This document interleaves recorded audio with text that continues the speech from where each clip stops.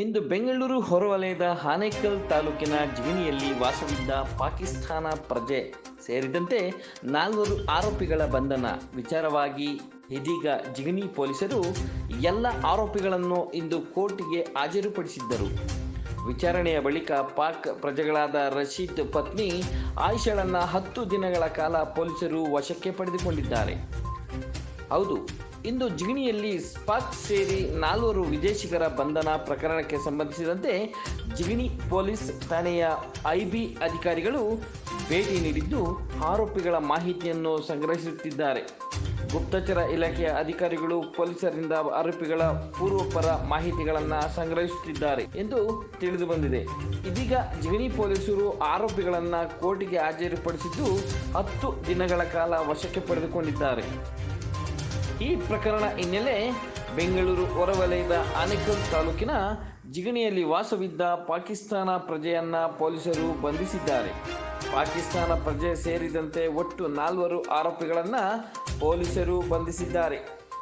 ಪಾಕಿಸ್ತಾನ ಪ್ರಜೆ Rashid Siddiqui alias Shankar Sharma, Ayusha Hanif alias ಆಶಾ Sharma, Mohammed Hanif alias Ram Babu Sharma, Rubina alias ರಾಣಿ ಶರ್ಮಾ ಬಂಧಿತರು. ಧರ್ಮದ ವಿಚಾರವಾಗಿ ರಶೀದ್ ಸಿದ್ದಿಕಿ ಅಲಿಯಾಸ್ ಶಂಕರ್ ಶರ್ಮನನ್ನ ಪಾಕಿಸ್ತಾನದಿಂದ ಓಡಿಸಲಾಗಿತ್ತು. ಅಲ್ಲಿಂದ ರಶೀದಿ ಸಿದ್ದಿಕಿ ಬಾಂಗ್ಲಾದೇಶಕ್ಕೆ ಹೋಗಿದ್ದನು. ಬಾಂಗ್ಲಾದಿಂದ ನೇಪಾಳಕ್ಕೆ ತೆರಳಿದ್ದನು. ನೇಪಾಳದಲ್ಲಿ ಮೆಹದಿ ಫೌಂಡೇಶನ್ ಸೇರಿಕೊಂಡಿದ್ದನು. ಧರ್ಮಗುರುಗಳ ಜೊತೆ ಪ್ರಚಾರದಲ್ಲಿ ತೊಡಗಿಸಿಕೊಂಡಿದ್ದನು. ನೇಪಾಳದಲ್ಲಿ ಮೆಹದಿ ಫೌಂಡೇಶನ್ ಧರ್ಮಗುರು ಯೂನಿಸ್ ಹಲ್ಗೋರ್ ಬೆಂಗಳೂರಿಗೆ ಹೋಗಿ ಧರ್ಮ ಪ್ರಚಾರ ಮಾಡುವಂತೆ ರಶೀದ್ಗೆ ಸಿದ್ದಿಕಿ ಸೂಚನೆ ನೀಡಿದ್ದರು. ಈತನ ಚಲನವಲನದ ಮೇಲೆ ಕಣ್ಣಿಟ್ಟಿದ್ದ ಕೇಂದ್ರ ಗುಪ್ತಚರ ಇಲಾಖೆಯ ಅಧಿಕಾರಿಗಳು ರಶೀದ್ ಸಿದ್ದಿಕಿ ಜಿಗಣಿಯಲ್ಲಿ ವಾಸವಿದ್ದ ಬಗ್ಗೆ ಪೊಲೀಸರಿಗೆ ಮಾಹಿತಿ ನೀಡಿದ್ದಾರೆ. ಗುಪ್ತಚರ ಇಲಾಖೆ ಅಧಿಕಾರಿಗಳ ಮಾಹಿತಿ ಆಧರಿಸಿ ಜಿಗಣಿ ಪೊಲೀಸರು ತಡರಾತ್ರಿ ಕಾರ್ಯಾಚರಣೆ ನಡೆಸಿದ್ದರು. ಈ ವೇಳೆ ಕುಟುಂಬ ಸಮೇತ ರಶೀದ್ ಸಿದ್ದಿಕಿಯನ್ನ ಬಂಧಿಸಿದ್ದಾರೆ. ಜಿಗಣಿ ಪೊಲೀಸ್ ಠಾಣೆಯಲ್ಲಿ ಪ್ರಕರಣ ದಾಖಲಾಗಿದೆ.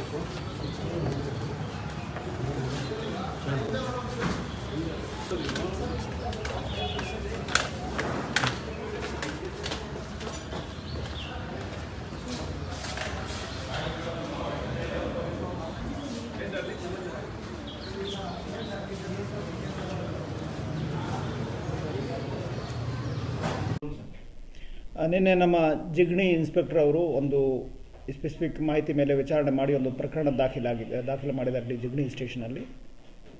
ಅದರಲ್ಲಿ 4 ಜನ ಅವರು ಇಲ್ಲಿ ಜಿಗಣಿಯಲ್ಲಿ ವಾಸ ಮಾಡ್ತಾಯಿದ್ದಾರೆ.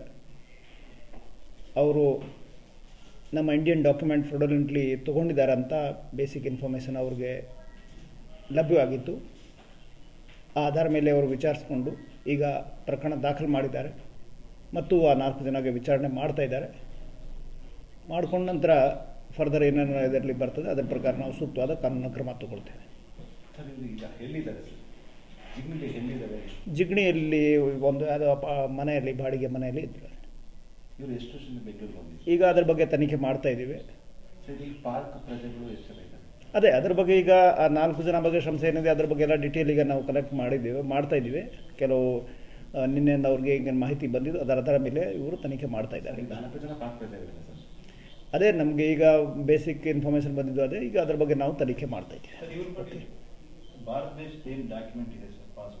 ಹೌದು, ಅದು ಕೆಲವು ಬೇರೆ ಡಾಕ್ಯುಮೆಂಟ್ಗಳು ಮಾಡಿಕೊಂಡು ತೊಗೊಂಡಿದ್ದಾರೆ. ಅದಕ್ಕೋಸ್ಕರ ನಾವು ಈ ಡಾಕ್ಯುಮೆಂಟ್ ಫ್ರಾಡಲ್ಟಿ ಏನು ಅಬ್ಟೈನ್ ಮಾಡಿದ್ದಾರೆ, ಅದರ ಸಂಬಂಧಪಟ್ಟ ಹಾಗೆ ಕೇಸ್ ಕೂಡ ಅದೇ ಥರ ಪ್ರಕರಣ ದಾಖಲೆ ಮಾಡಿದ್ದೇವೆ.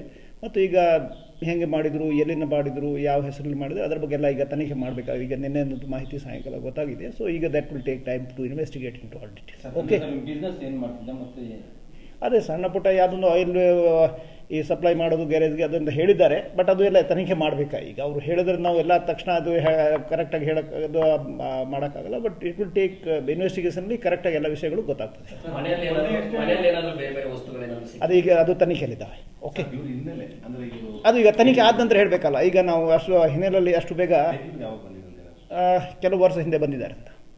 ಮೊನ್ನೆ ಅಷ್ಟೇ ಶಂಕಿತ ಉಗ್ರ ಒಬ್ಬ ಬಂಧನ ಆಗಿದ್ದ ಅನ್ನೋ ವಿಚಾರ ಇದಾಗಿತ್ತು ಜಿಗಣಿಗೆ. ಹೌದು. ಈಗ ಇದಾದ ಮೇಲೆ ಈಗ ಪಾಕ್ ಪ್ರಜೆ ಬೆಂಗಳೂರು ವಿಧ್ವಂಸಕ ಕೃತ್ಯ ನಡೆಸೋದಕ್ಕೆ ಏನಾದ್ರು ಪ್ಲಾನ್ ಏನಾದ್ರು ಇತ್ತು, ಈ ತರದ ಏನಾದ್ರು ಆಗ್ತಿದ್ಯಾ ಅನ್ನೋದ್ರ ಬಗ್ಗೆ?